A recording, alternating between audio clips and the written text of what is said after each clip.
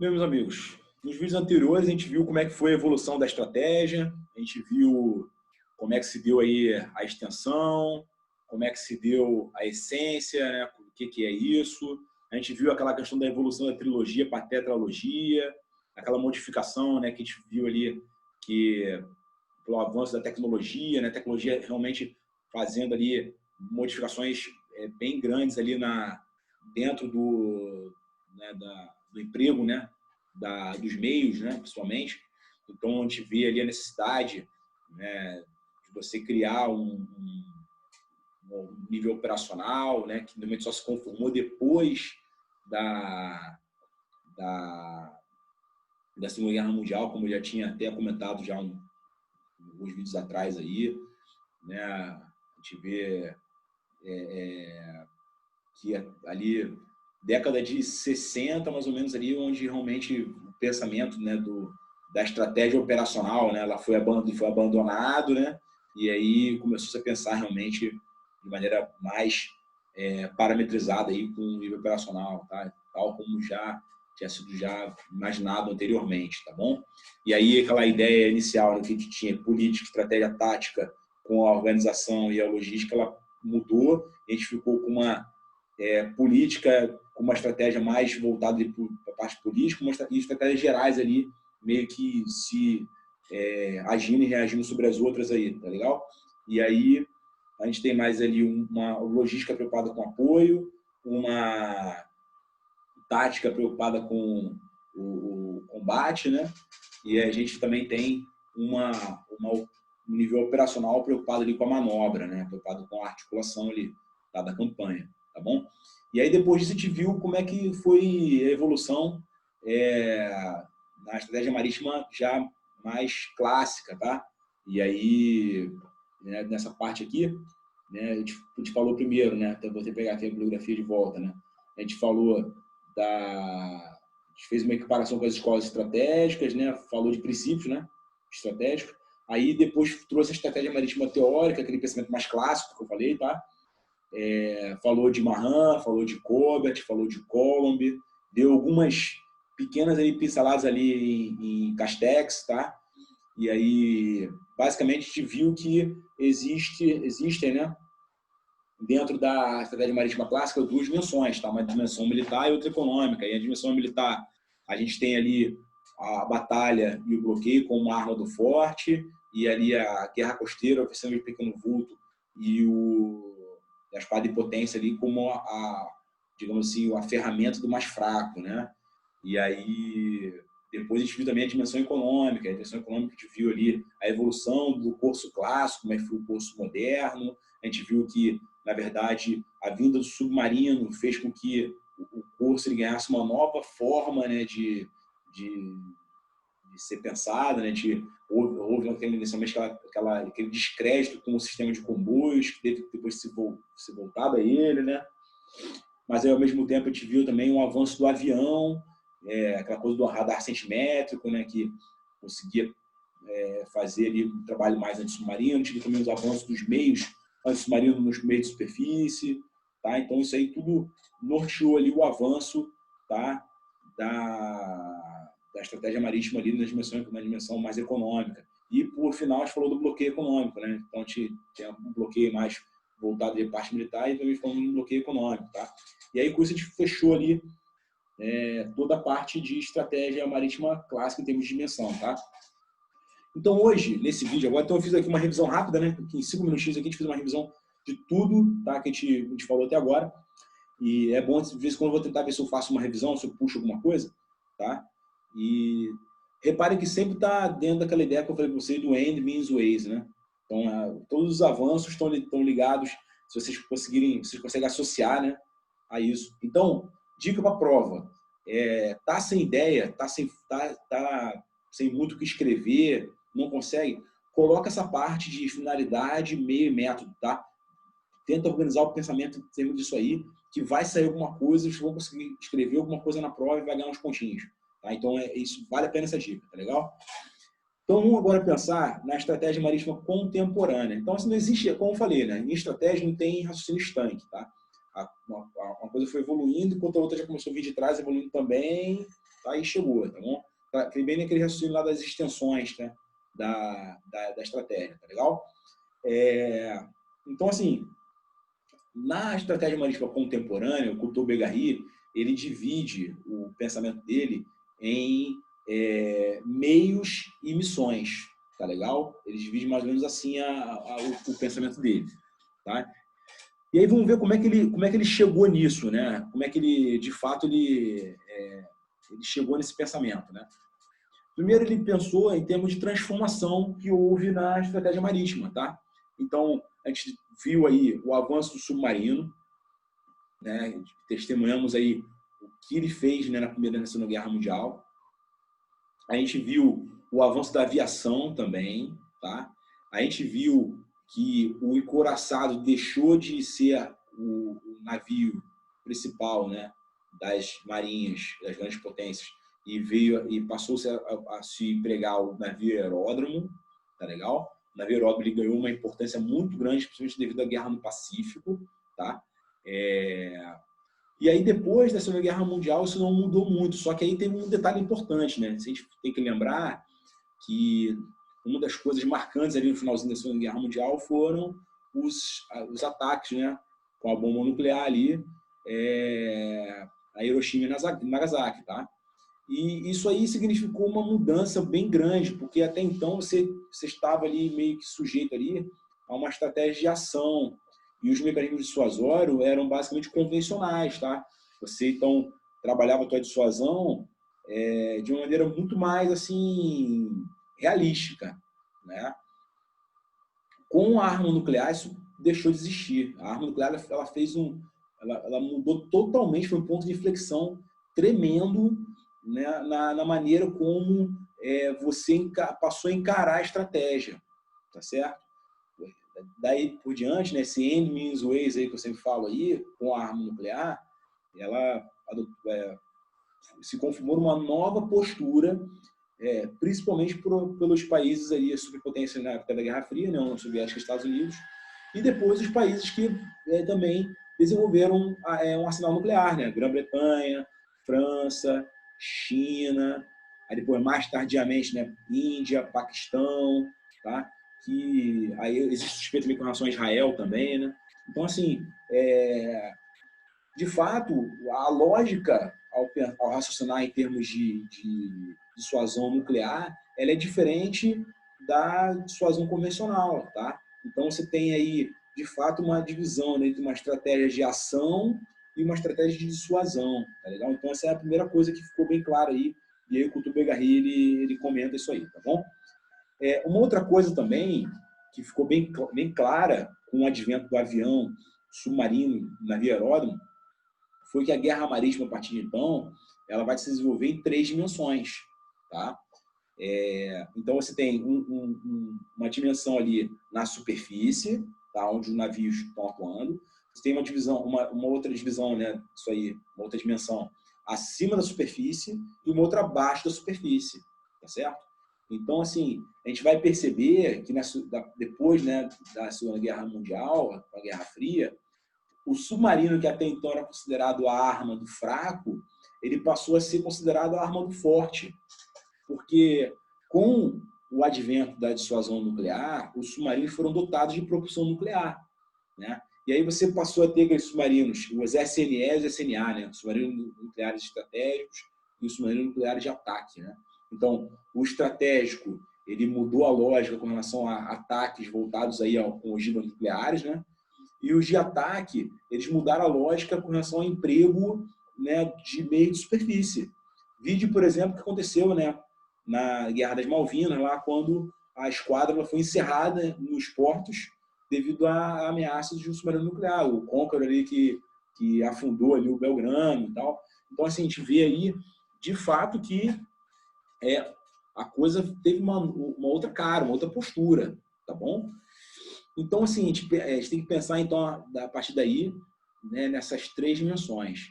Mais para frente, a gente vai ver que isso já não é suficiente. Tá? No final, quando a gente for ver o Lars Vedan, a gente vai ver que não adianta pensar isso em 3 dimensões mais. A gente tem que pensar em superfície, abaixo da superfície, acima da superfície, mais o espacial e o cibernético. tá? Então, na verdade, a guerra contemporânea, ela está, digamos assim, entremeada, né, nessas 5 dimensões, tá? Mas vamos por parte, né, como sempre, para a gente poder ir ganhando aos poucos ali volume em termos de conhecimento, tá? Então, estratégia marítima contemporânea. Então, vimos aí essa nova inflexão que foi gerada aí, né, com a arma nuclear, né? A dissuasão nuclear, ela começou a ganhar sentido em termos aí de dissuasão nuclear, em termos de estratégia nuclear, estratégia de ação.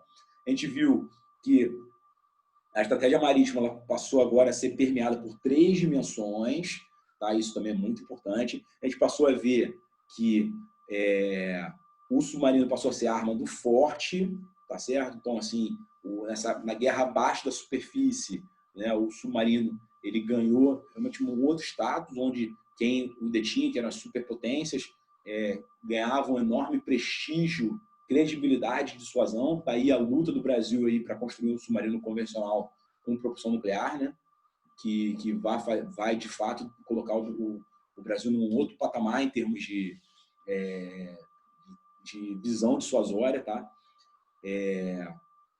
Uma coisa marcante também nesse período aí foi aquela divisão do Bernard Brodie, né, que deixou claro, né, uma transformação que estava acontecendo aqui bem marcante, que era aquela divisão do domínio do mar e da negação do uso do mar, tá legal? A negação do uso do mar passou a ganhar uma grande importância, que até então não era... a negação do uso do mar, até então, era visto como uma coisa que estava dentro ali do domínio do mar, né? Do controle da área marítima, do domínio do mar.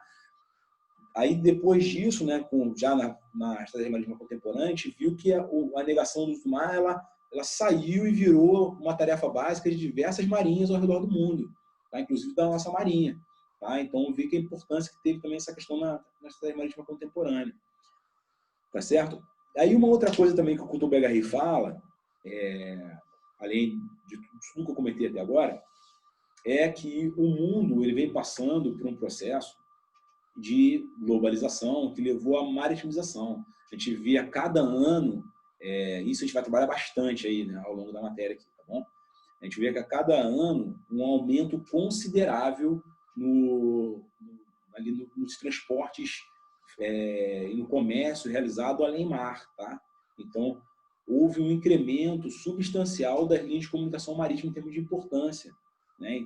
Não só importância em termos econômicos, né, e financeiros, né,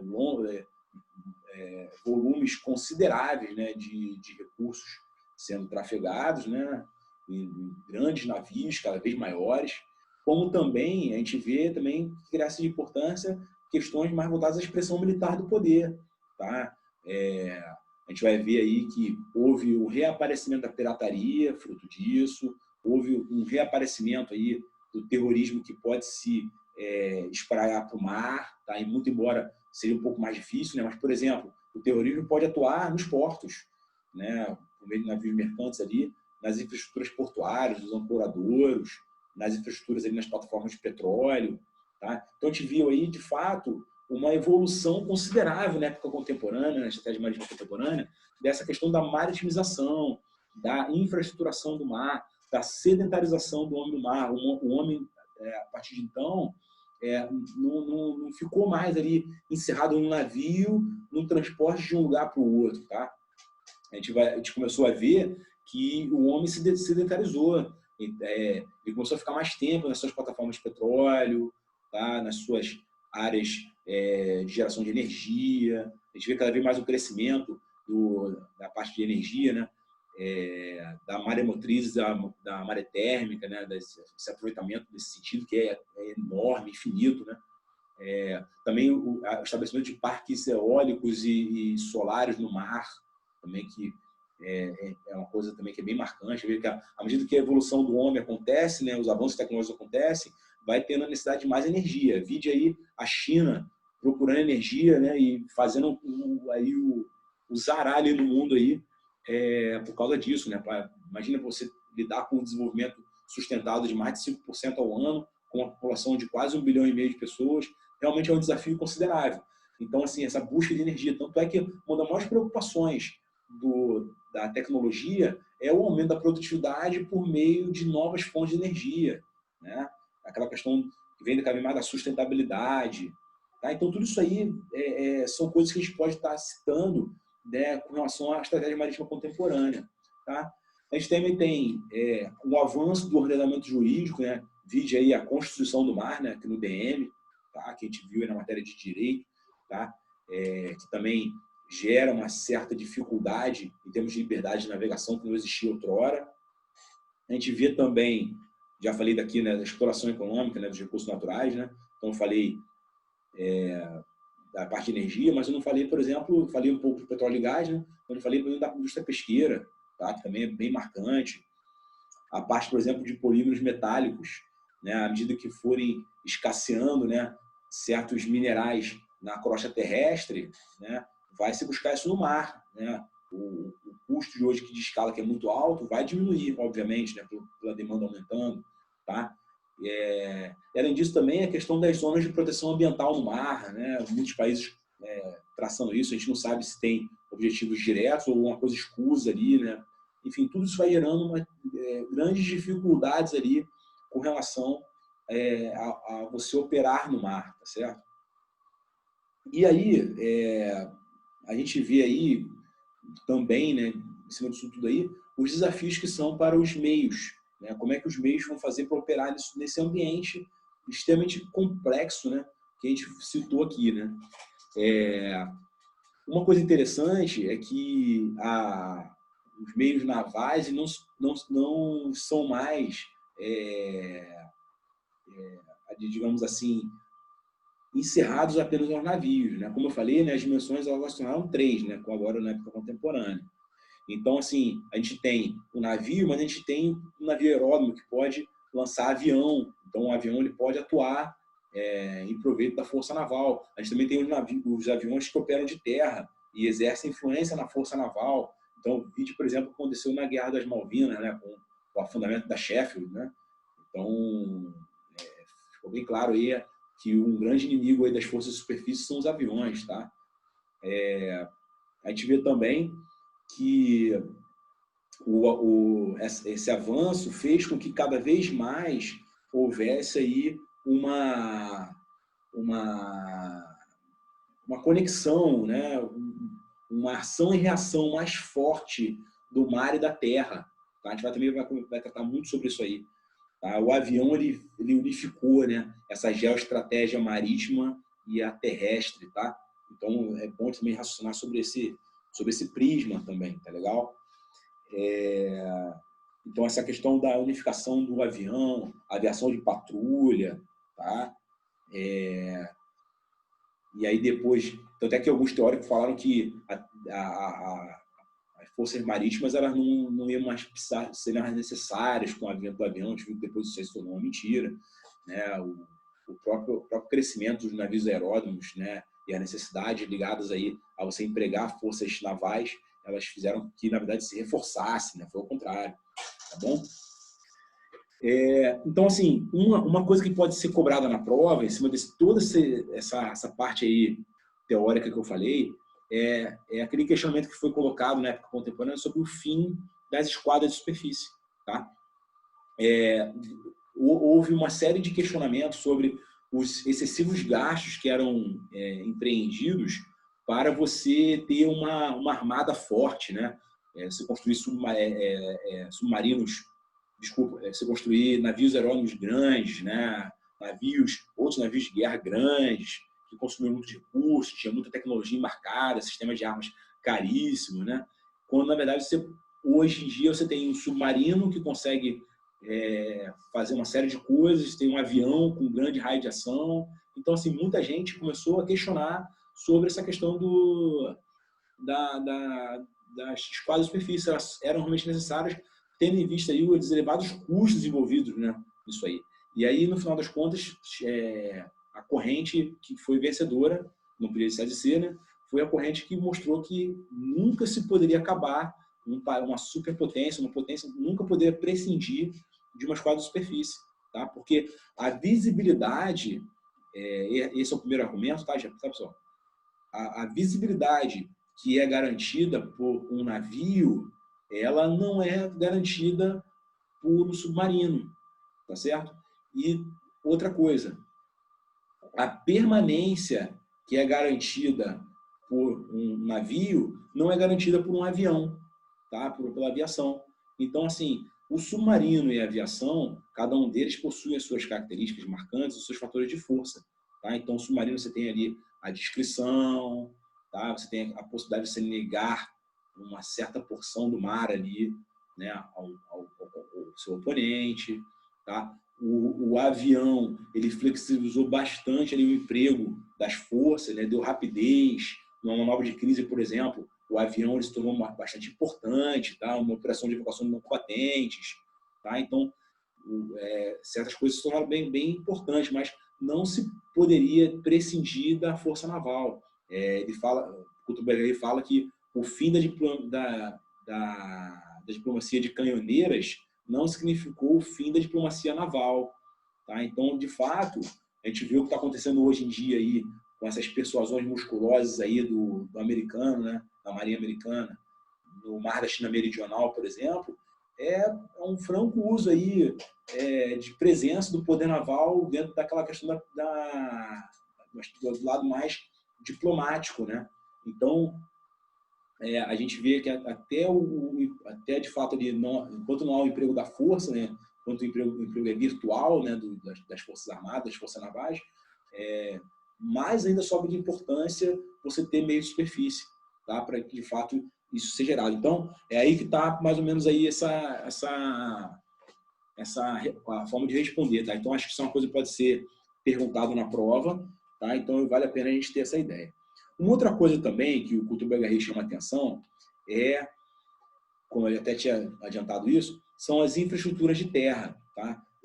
Por exemplo, a gente vê que diversos países no mundo, os países costeiros, né, eles possuem muitas indústrias situadas ali até 200 quilômetros do litoral, né? A atividade produtiva dos países muito concentrada no litoral, populações e cidades, né, metrópoles também próximas do litoral, ou seja, isso também aumenta de importância, né, a questão também dessa ação e reação, né, do mar e a terra, tá? Então ele também chama atenção para essa questão, tá? Os avanços tecnológicos, as armas de precisão, tá certo? Então, enfim, no final das contas, em cima dessa questão de meios, a gente vê que todos, dentro das suas necessidades, né, das suas características, elas são importantes. Tá? Então, estratégia naval contemporânea, 3 dimensões, tá? Avião, aviação, meio de superfície, submarinos, todos atuando no sentido de você gerar um pensamento ali uníssono, né? Único, tá? de atuação da força. Então, é por aí mais ou menos que está a parte de meios, tá bom? Agora, eu queria começar a tratar com vocês desculpa, aqui tá a parte de meios, tá? Aí, uma coisa que é importante... Ah, tá, isso depois. Uma das coisas que também é importante, quando eu falei aqui dos meios, né, que podem ser empregados em cada dimensão, né, nessa divisão e tudo mais. Mas a gente precisa agora classificar isso, né? A gente precisa organizar melhor as coisas, tá? E aí, para organizar, o Couto-Berger ele estabelece uma ideia em termos de 6 partes, tá? Ele fala que assim, uma esquadra moderna precisa de uma panóplia extensa de meios, tá?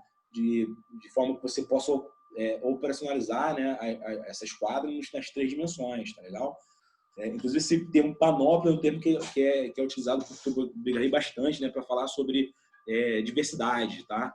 Quantitativa em termos de diversidade, tá bom? E aí, isso pode ser cobrado em prova, talvez ali não correlacionar a coluna, tá, pessoal? Eles podem colocar ali essas 6 formas de forças aqui que eu vou falar aqui e a conceituação do lado direito ali para a gente poder numerar, tá? Eu decorei com o mnemônico DIVCAL, tá? DIVCAL. DIVCAL, tá? Como é que funciona? Uma esquadra moderna tem que ter essas 6 forças aqui com esse mnemônico, DIVCAL. A primeira, uma força de dissuasão, tá? Essa força de dissuasão, ela está composta exclusivamente por submarinos, tá? E aí, é aquela coisa, né? A gente sabe que, né, dos preços que são pagos aí, né, para isso, né? E também aquela busca cada vez maior. A gente vai ver que no meio submarino, a gente não pode, a gente não usa radar, a gente usa sonar, né? E a questão da acústica ela é muito importante, né? Então a gente vê cada vez mais estudos relacionados à descrição acústica, tá? Isso é caro também. Então, a primeira, força de dissuasão, D. Agora, o I, força de intervenção. Tá? A força de intervenção ela é composta por navios de superfície e submarinos de ataque modernos. Tá? Seu papel é operar em zonas de alto risco, tá bom? E opor-se aos meios de combate adversários. Os instrumentos privilegiados são naturalmente o porta-aviões, tá? E o submarino nuclear de ataque, tá legal? Então, uma força de intervenção, basicamente você tem ali uma composição ali de navios aeródromos e SNA, tá? Submarinos nucleares de ataque, tá? Mas assim, aquela coisa, né, que ele fala, o custo elevado, né, do equipamento e a questão da propulsão nuclear, né? Eu acho que esses navios não sejam muito numerosos, tá? Ele bota que não há marinha que escape à redução do número de navios. Tá? Isso aí ficou bem claro também. O Couto Begarredi bota isso aí de maneira, inclusive até a potência global, até os Estados Unidos. Depois, seguindo o divical, né, o V, força de vigilância. Tá? A força de vigilância é encarregada de operar em zonas de menor risco. Então, se a força de intervenção operava em zonas de alto risco, a de vigilância opera em zonas de menor risco, tá? Para assegurar missões de proteção ao tráfego e realizar ação de presença. Tá bom? Essa missão pode ser assegurada por navios relativamente menos sofisticados do que aqueles destinados a operar em zonas de alto risco. É o que chama de high-low mix. Tá? É o que a solução que muitas marinhas vem adotando, né? Que é você dotar a marinha de navios com alguns poucos, né? Com mais tecnologia e outros maiores, né, outros com quantidade maior de menor tecnologia, né? É aquela coisa do barrel strategy, né? Que é imaginar uma barra onde você tenha muito peso ali concentrado e outro que você tenha vários pesos, né, menores espalhados, tá? Então, assim, funciona assim o high-low mix, tá? Isso aí é bem também para você se contrapor às questões financeiras, tá bom? Depois, seguindo o divical, tem o C, né? Força Costeira, que é encarregado de garantir o controle das águas territoriais na ZEE. Tá legal? Nesse caso, os instrumentos são a aviação de patrulha baseada em terra e os navios de superfície que desenvolvem velocidade elevada. Tá? Então, repara que a gente está falando de força naval aqui e está citando tudo, né? Submarino, avião e os navios. Tá? A gente não está voltado só para navio, não. Tá bom? Então, ele fala aqui com relação aos navios baseado em terra, ele fala sobre navios de superfície que tem muita velocidade, tá?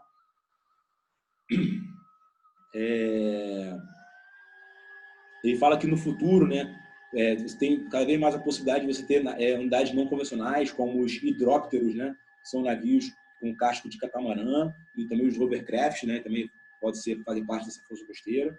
E ele fala que nessa força costeira também pode ser empregado os submarinos convencionais, né, de propulsão a diesel, né? Então ele pode ser utilizado. Depois, você teria a força anfíbia, tá? Que está ligada àquela parte mais relacionada à projeção de forças, tá bom? Projeção de poder e projeção de forças, tá? Fala que é indispensável você realizar desembarques, e aí também questões voltadas aí a essa contínua, né, interdependência do mar e da terra, tá? Que já foi lá falada por Colbert. Mahan negou isso, né? Mas Colbert afirmou, tá? Então, essa questão da força anfíbia ela é muito importante. E, por fim, uma força logística, seria ali o trem da esquadra, né? Seria ali uma força que tivesse envergadura para operar em alto mar, né? E aí pudesse reabastecer os navios de maneira contínua, né? Para evitar que os navios eles fossem expostos aí numa área de elevado risco, né? Ter que atracar para poder ser aprovisionado, tá legal? Então, muito bem. Então, assim que essa é a forma que o Kutuba-Garre ele organizou ali essa divisão da esquadra moderna, tá legal? Então, isso é uma coisa que é importante, tá? Então, DIVCAL, tá, pessoal? Agora, vamos falar um pouquinho da classificação das marinhas do terceiro mundo, tá? A classificação de marinhas do terceiro mundo, ela foi inicialmente, ela foi tipificada por Michael Morris, né? O Michael Morris, ele criou uma tipologia em que é marcante a questão do quantitativo. Eu vou falar na frente dos problemas relacionados a isso. Mas primeiro vamos classificar isso aqui. Ele pode pedir na prova, mesma coisa, com relação a colunas, ou ele pode trabalhar o conceito em si de cada uma delas, ou pode falar dos inconvenientes da classificação de Michael Morris, que eu vou falar na frente aqui. Primeiro, agora eu estou falando de marinha de terceiro mundo, tá, pessoal? Então, o Kutuba-Garre tratou de como que se dividir a marinha moderna, tá bom? As marinhas como um todo, na época contemporânea.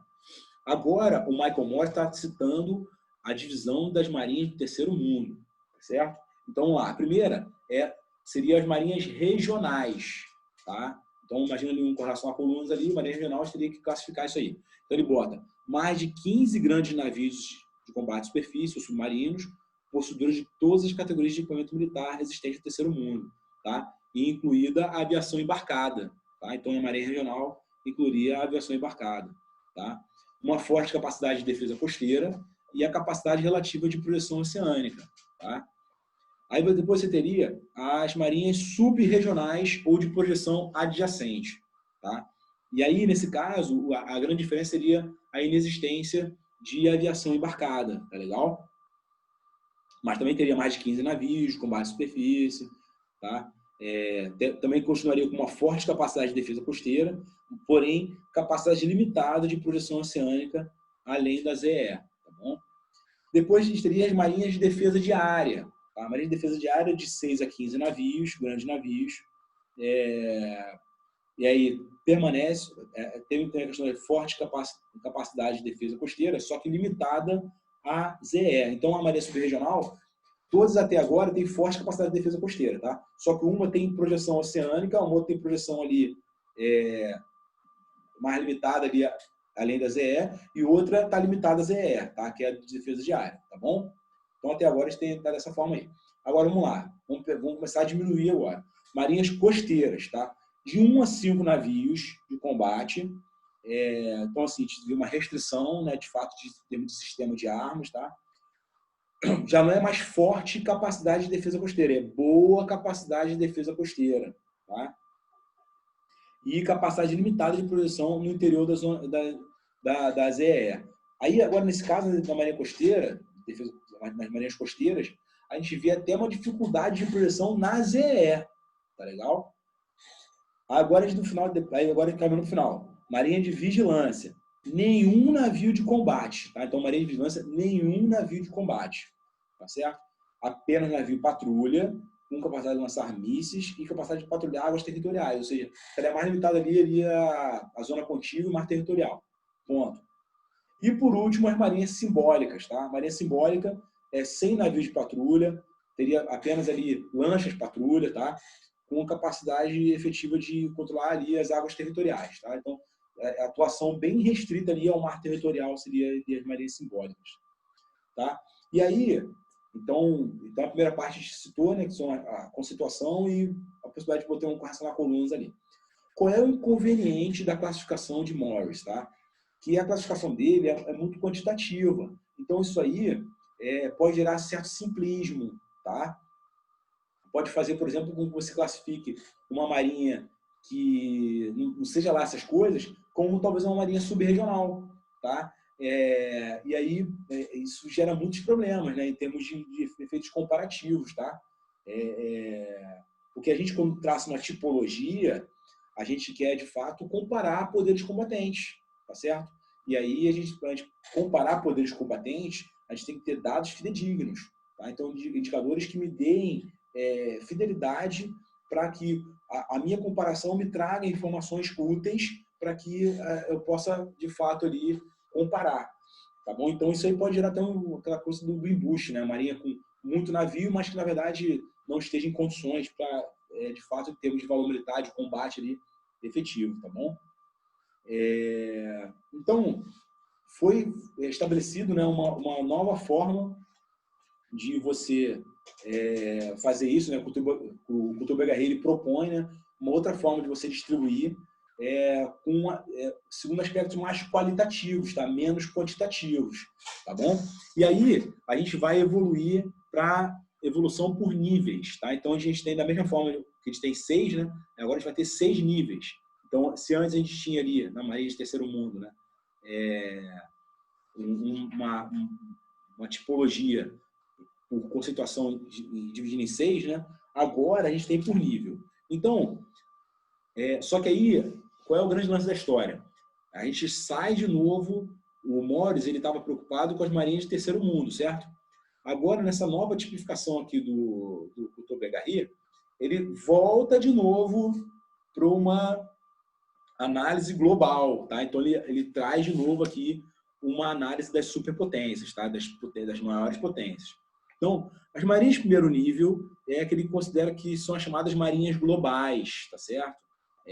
São aquelas que têm o seu potencial, se conta em milhões de toneladas, dispõem de todas as categorias de armamentos e equipamentos existentes e estão aptos a cumprir todas as funções de dissuasão e com uma forte capacidade de retaliação, tá? E também de intervenção em escala global. Ele coloca aqui uma única marinha que preenche todas essas condições é a estadunidense, tá? Atualmente, após a desintegração da União Soviética, a Marinha Russa não se enquadra mais no nível de marinha global, apesar de possuir um potencial teórico imponente. Tá? Então, ele tira a Marinha Russa desse primeiro nível e coloca só a Marinha dos Estados Unidos, tá, nesse primeiro nível. Aí depois, Marinha de segundo nível. Ele pode dizer que são também marinhas com capacidade global, tá? Essas marinhas de segundo nível, então elas têm capacidade global, né? Só que mais limitada do que a de primeiro nível, que é a Marinha Americana, tá? Possui capacidade de presença reduzida de intervenção em todos os oceanos, tá? Veja, por exemplo, o que aconteceu com a Marinha Britânica, que conseguiu intervir nas Falkland, tá? No Cone Sul, tá bom? Então, assim, ele coloca que a Royal Navy e a Marinha Francesa, elas estão nesse nível, no segundo nível, e ele também posiciona aqui a Marinha Russa. Ele fala que ele hesita um pouquinho, posiciona aqui, mas ele posiciona como segundo nível ali a Marinha Russa. Aí depois, terceiro nível, são as marinhas regionais sem capacidade de dissuasão nuclear, tá? Mas com forte capacidade de operar no teatro oceânico. Tá? Então, forte capacidade de operar no teatro oceânico. Aí ele pode classificar nessa categoria as marinhas sem porta-aviões, mas possuidoras de esquadras e submarinos numericamente abundantes e de muito boa qualidade. E as marinhas que conseguiram dotar-se com esquadra respeitável, organizando em torno de um porta-aeronaves, tá? No caso de um PHM da vida, tá bom? Aí ele bota que, nas terceiro nível, ele fala que tem algo em torno de meia dúzia de marinhas, tá? Ao redor do mundo. Aí depois, a gente tem aí, nesse caso aqui, poderia, por exemplo, conceituar ali a marinha da Índia, a marinha da China, tá? Que estariam nesse nível aí, tá certo? Agora, a marinha de quarto nível. A marinha de quarto nível seriam as marinhas sub-regionais, tá? Então, as marinhas de terceiro nível eram regionais, né? Então, agora as marinhas de quarto nível são as marinhas sub-regionais, com meios e quantidades inferiores às precedentes, mas ainda capazes de intervir no alto mar. Ou seja, as marinhas de quarto, até as marinhas de quarto nível ainda tem capacidade de intervir em alto mar, tá legal? Não dispõe de porta-aeronaves, tá? Diferente da marinha de terceiro nível, que dispõe de porta-aeronaves, e tem um número reduzido de grandes navios de superfície submarinos. A maior parte dessas marinhas é obrigada a optar entre a compra de navios de segunda mão ou de navios leves, o que acarreta automaticamente sua classificação no nível inferior. Tá legal? Então, a gente vê que a Marinha do Brasil, por exemplo, ela pode estar atuando ali nessa quarto, quinto nível aqui, tá? Que eu vou citar agora aqui. Marinha de quinto nível são marinhas costeiras, mas que ainda possuem um bom valor militar, cada uma estando adaptada a um tipo de teatro de operações específico, tá? Ele coloca, por exemplo, que a Marinha belga oferece um respeitável apoio à OTAN na parte de guerra de Minas, tá? E bota que a Noruega e a Suécia deram prioridade a submarinos, tá? Mas que dispõem de um número limitado de navios de combate. E, por fim, as marinhas de sexto nível, que são aquelas forças de polícia, tá? Aquelas funções mais constabulares, tá bom? estão desprovidas de verdadeiro potencial militar. São elas que dispõem de navio patrulha, lanchas de patrulha, enfim, meios que são capazes de assegurar a vigilância limitada de águas territoriais e da ZEE, tá legal? Então, essa seria a armaria de 6º nível, tá bom? Bom, então com isso a gente discutiu toda a parte de meios. Então agora eu quero passar rapidamente aqui a gente falar das missões, tá? Então, dentro da estratégia marítima contemporânea, meios e missões, tá? Então, meios nós citamos, falamos aí das 3 dimensões, fizemos uma primeira aproximação com a divisão ali do Divical, depois falamos da divisão de Michael Morris para a Marinha de Terceiro Mundo, depois fizemos uma nova aproximação em termos qualitativos com a divisão do Cousteau-Bergary, e agora vamos falar de missões, tá? E aí, na hora que a gente fala de missão, existe aí uma linha francesa, tá? Que é do almirante Marcel Durval, e a gente tem também uma linha americana com o almirante Elmos Watt, tá? Então, vamos primeiro falar do almirante Durval, só que antes eu queria trazer um detalhezinho rápido aqui, né? A gente tem aí que o avanço tecnológico foi o pano de fundo, como eu falei, para essas evoluções todas, né? Então, assim, a gente vê, por exemplo, que depois de 45, né, a gente teve uma alteração da geoestratégia fundamental, né? Então, teve a interpenetração. Eu estou lembrando dessa palavra. Né? Então, para colocar na prova, pessoal, após 1945, né, a gente teve a estratégia marítima contemporânea, geoestratégia marítima e estratégia aérea ali, né, uma agindo sobre a outra. Houve uma interpenetração, tá, dos meios terrestres e marítimos, tá? Então, esse é o importante, tá? Interpenetração de meios, tá? Que anteriormente era nitidamente diferenciado, tá certo? E aí, aquela coisa que veio, né, do status jurídico-político do mar, que antigamente ele coloca como res nullius, né, que era coisa nenhuma, e virou res comuns, né, uma coisa do mundo, né? E aí o avião ele possibilitou essa unificação, tá? Ele comenta tudo isso aí, tudo é comentado aqui pelo Cousteau-Bergary, tá? Ele bota que a guerra naval, provavelmente dito, se agrega agora de uma utilização direta do poder marítimo contra a terra. A gente vê, de fato, realmente ali a confirmação do que foi teorizado por Colbert, tá? E negando o que foi colocado por Mahan, tá? Então, a gente vê, de fato, que o mar ele atua na terra e também a terra atua no mar também, tá?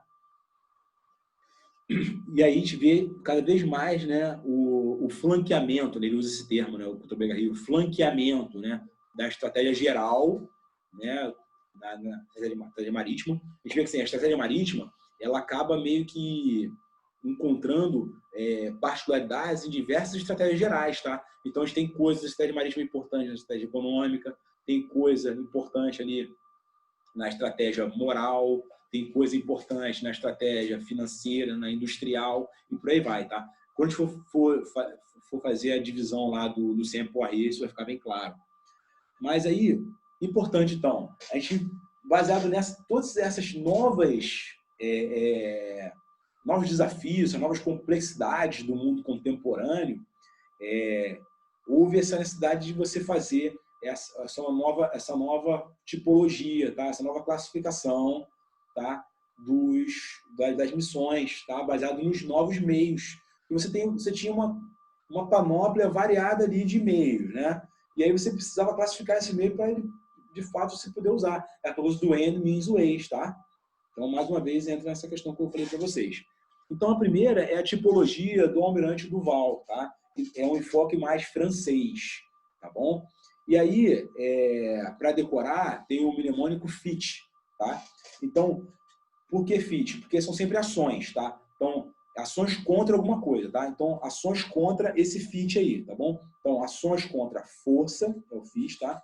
Ações contra interesse, que é o I do FIT, e ações contra terra, tá? Esse ações contra terra é o T do FIT, tá?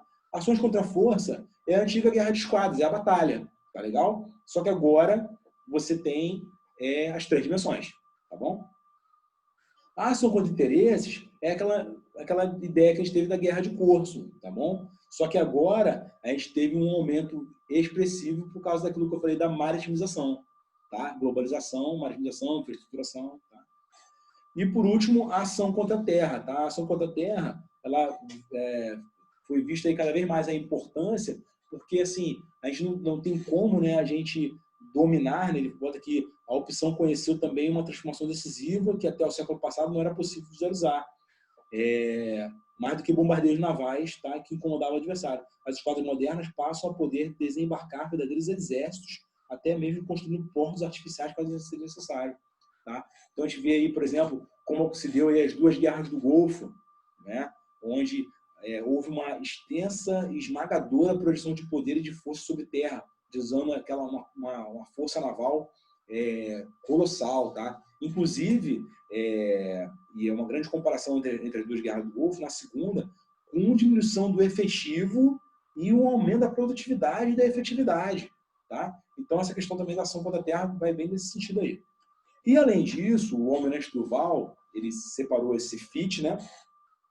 E também fez ali a ideia, né, também de uma classificação adicional, né, de 3 ideias para poder conformar ali as outras coisas que estavam surgindo ali no mundo contemporâneo. Tá? Então, além do FIT, a gente tem 3 novas missões. Tá? A primeira é a gestão de crises, tá? Que é uma associação que o almirante Duval faz com a esquadra em potência.